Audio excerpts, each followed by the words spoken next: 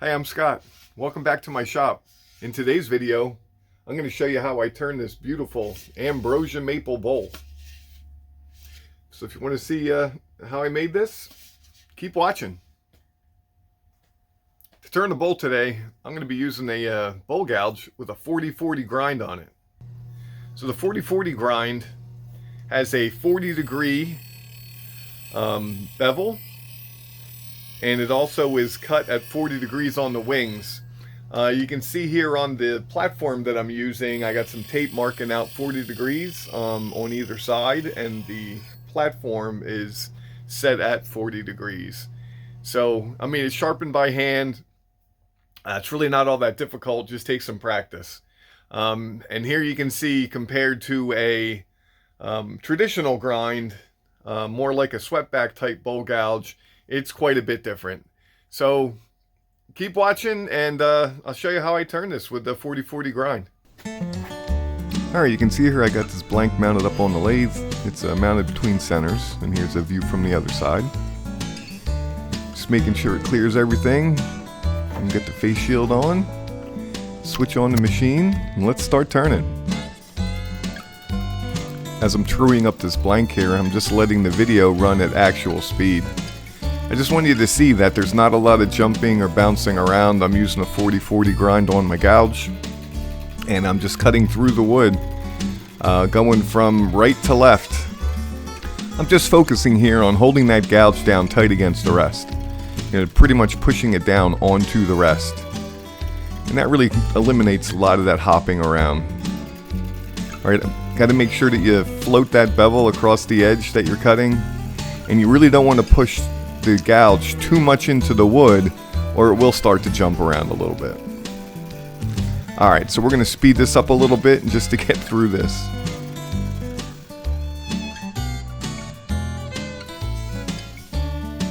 Here's just another view, holding that gouge down tight against the rest, and just slicing through the wood from right to left.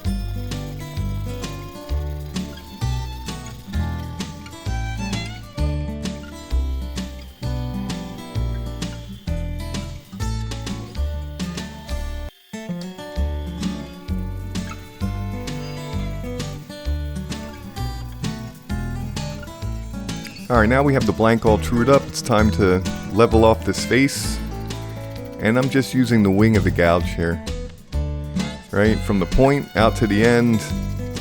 And I'm just leveling this off, getting it nice and flat. Alright, so when we're done this, I'm going to actually put a recess in here so we can attach it to the chuck.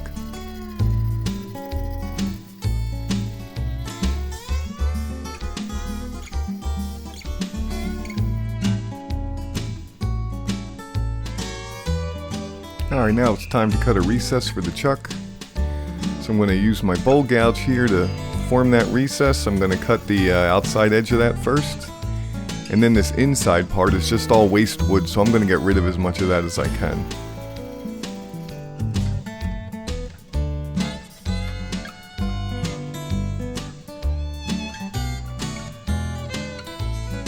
So I've raised up the rest here a little bit, and I'm grabbing a bidan. And it's got an angled cutting edge on it. So not only is it going to cut the dovetail, it'll also leave a nice flat edge there for the jaws to sit on.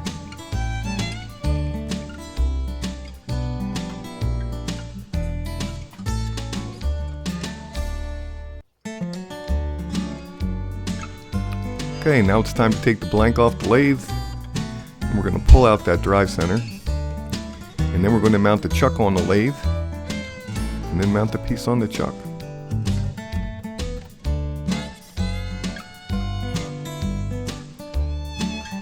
So as I mount this blank here on the chuck, I'm just going to put it on the jaws, and I'm going to tighten it up slightly, and then you can't see it because it's not in the shot, but I'm going to bring the tailstock up, and I'm going to put some pressure on that blank so it forces that blank against the jaws on the chuck. And then I'm going to tighten up the chuck here.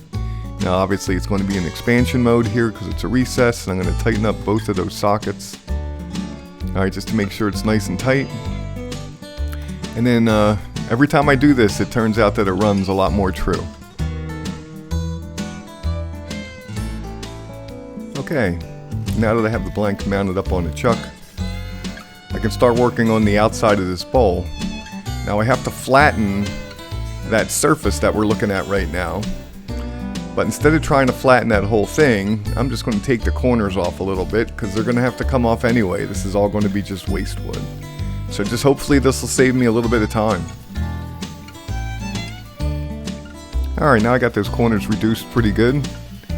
I moved the tailstock away, and here you can see the same technique as before.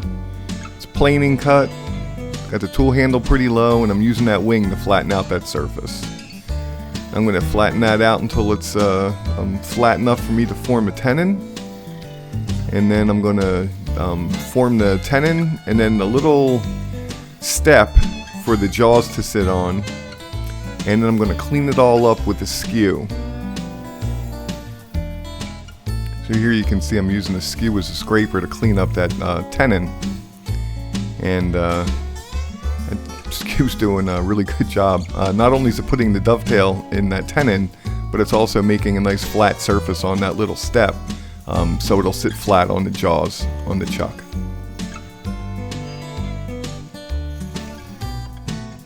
Alright, now I got that tenon all formed up. It's time to start shaping the outside of this bowl.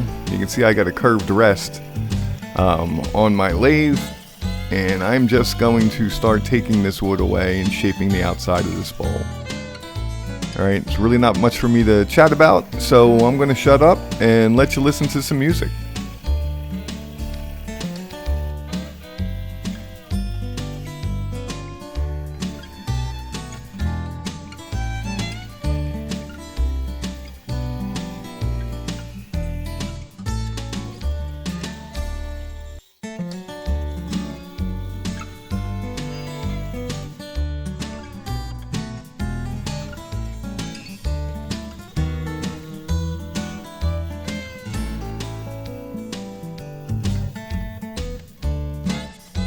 Alright, there we go. The outside of this bowl is done.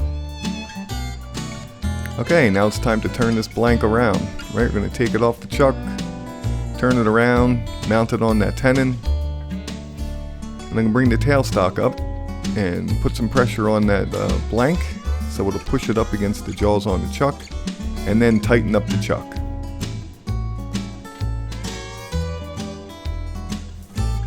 Okay, it's time to start hollowing out this bowl. So I'm going to take my gouge and I'm just going to start removing some of this wood. All this wood's going to have to go away, so I'm just taking my gouge and I'm just going pretty much straight in. And it looks like I'm going in at an angle, but that's just the bevel on the gouge. It's got a 40-degree grind on it, so it's going to be going in at about a 40-degree angle, so it's kind of like looking like a cone. But basically I'm just plunging that straight in.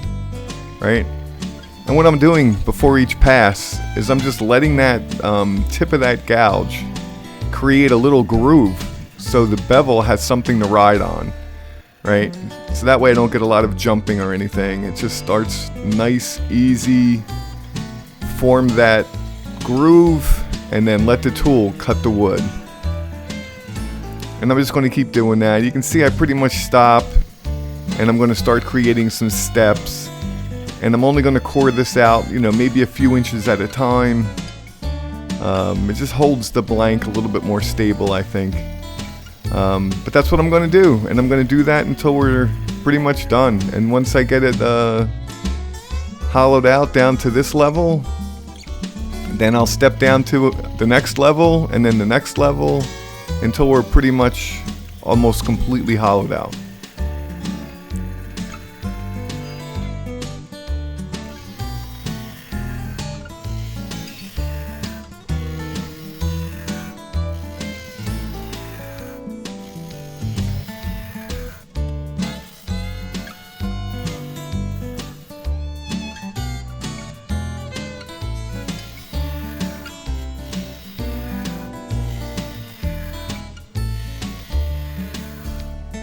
And here we are back at actual speed again as I make this last cut. And that's going to be how I define this wall thickness here with that last cut. And you can see I undercut that slightly.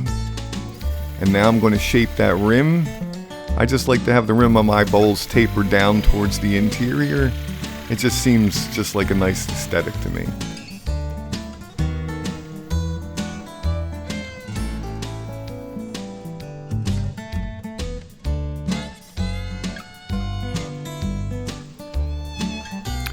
Okay, now it's time to start hogging out the rest of this wood, and you're going to see I'm going to use those steps as a guide. And I'm just going to go down and start a new level, and then I'll take that down to the next level until we get near the bottom.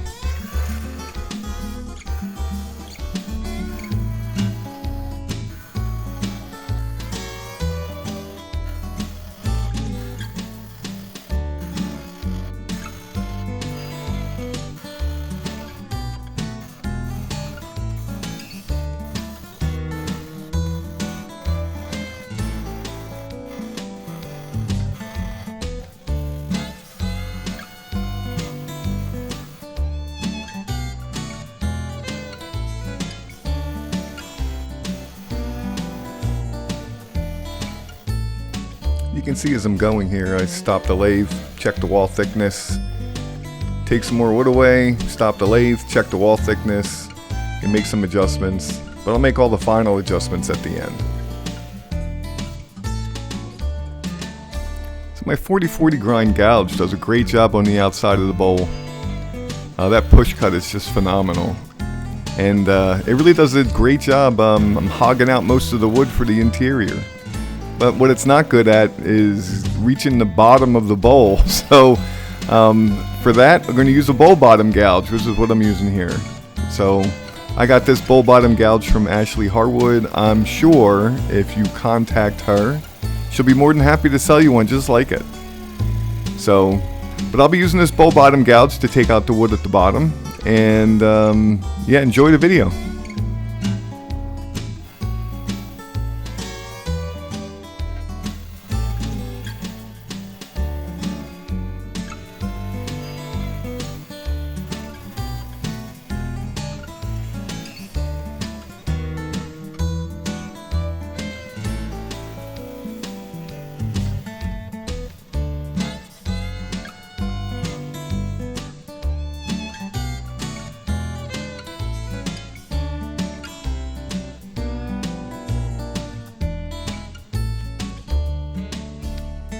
Here you can see I'm measuring the wall thickness with the caliper.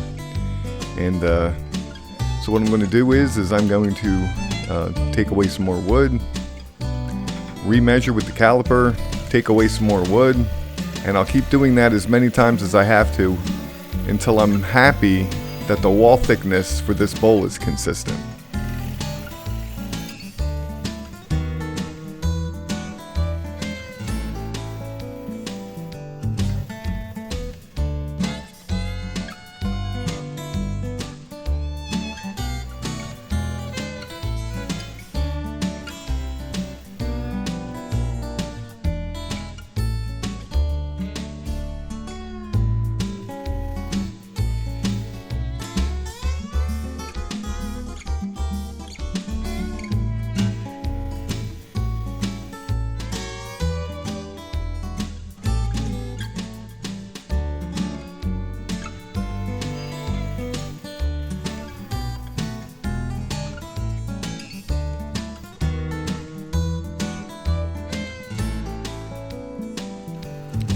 Alright, now that we got a consistent wall thickness, it's time for some sanding.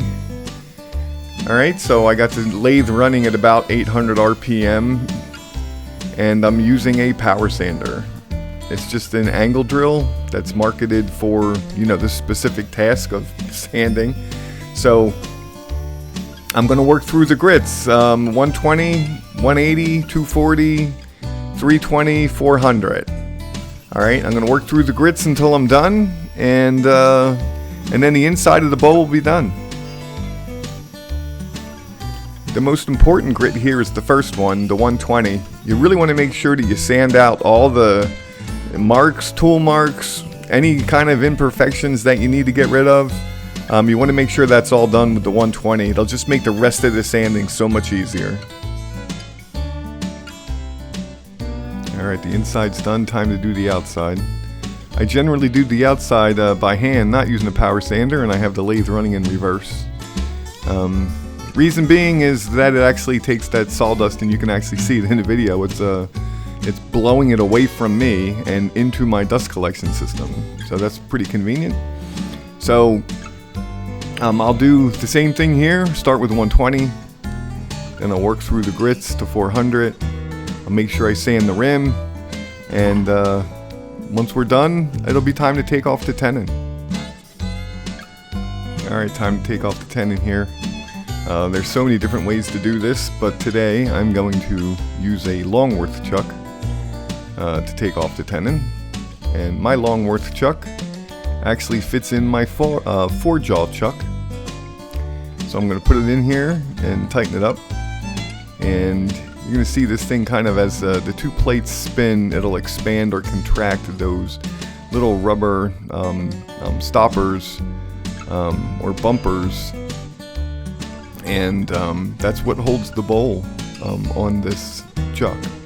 So I'll get it in place and tighten it up, and then I'll be able to turn that tenon away.